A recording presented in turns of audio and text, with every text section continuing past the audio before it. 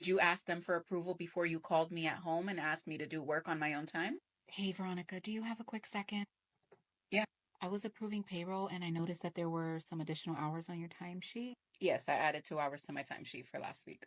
Why would you add 2 hours of pay? Well, because you called me at home on Thursday, remember? Yes, of course I remember the phone call. I didn't think it was that big of a deal. You asked me to check my emails. You actually asked me to respond to a couple of the emails because they were time sensitive. So anything after 5 p.m. is now considered freelance time, and I have a minimum of 2 hour pay that I require on my own time. And I saw that you put it as overtime?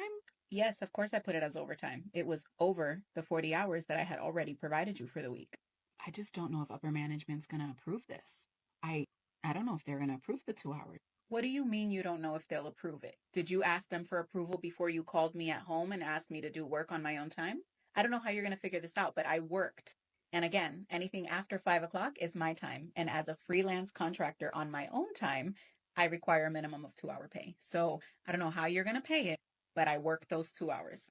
It took me just about those 2 hours to read all the emails you wanted me to read and respond to them. So I'm not sure how you're going to figure it out, but I expect to see those 2 hours on my paycheck. Your generation is something else.